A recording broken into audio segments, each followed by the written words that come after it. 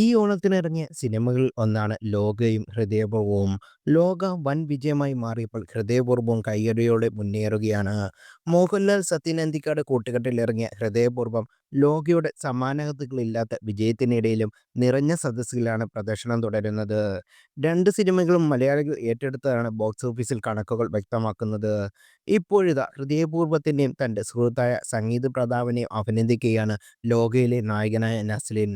ഹൃദയപൂർവ്വത്തിൽ മോഹൻലാലിനൊപ്പം പ്രധാന വേഷത്തിൽ ഒന്നിൽ സംഗീത് പ്രതാപനും എത്തിയിരുന്നു. മോഹൻലാൽ സംഗീത് കോംബോ പ്രേക്ഷകരുടെ കയ്യടി നേടുന്നതിനിടെയാണ് നസ്ലിന്റെ പ്രശംസ.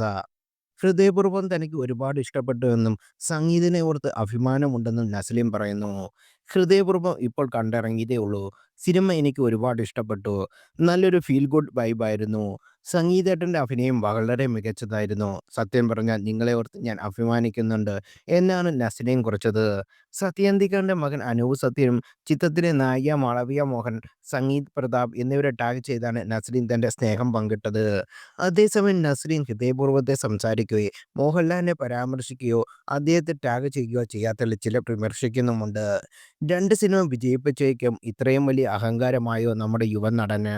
നായകനും സിനിമയിലെ പ്രധാന ഘടകവുമായ മോഹൻലാലും ഡയറക്ടർ സത്യൻ സ്റ്റോറിയിലില്ല. ഒരു പരാമർശം പോലുമില്ല. തൻ്റെ സിനിമയോട് ക്ലാഷ് വെച്ചതിന് പകരമായിട്ടാണോ നസ്രിൻ ഇൻഡസ്ട്രിയിലെ സീനിയേഴ്സായ മോഹൻലാലിനെയും സത്യൻ അന്തിക്കാടിനെയും മനഃപൂർവ്വം ഒഴിവാക്കിയത് എന്നാണ് ചിലർ ചോദിക്കുന്നത്. മോഹൻലാലിനെ ടാഗ് ചെയ്യാൻ മറന്നോ എന്നാണ് ലോകയുടെ വിജയം ചെക്കന് തലയ്ക്ക് പിടിച്ചോ എന്നോ? ഇത്ര ചെറിയ പ്രായത്തിൽ ഇതുപോലെ അഹങ്കാരവും അനാദരവും കാണിക്കുകയാണെങ്കിൽ അധിക ദൂരം പോകില്ല എന്നിങ്ങനെ മറ്റ് ചിലർ പറയുന്നു. അതേസമയം സോഷ്യൽ മീഡിയ വിമർശനങ്ങളോട് നസ്രിൻ ഇതുവരെയും പ്രതികരിച്ചിട്ടില്ല.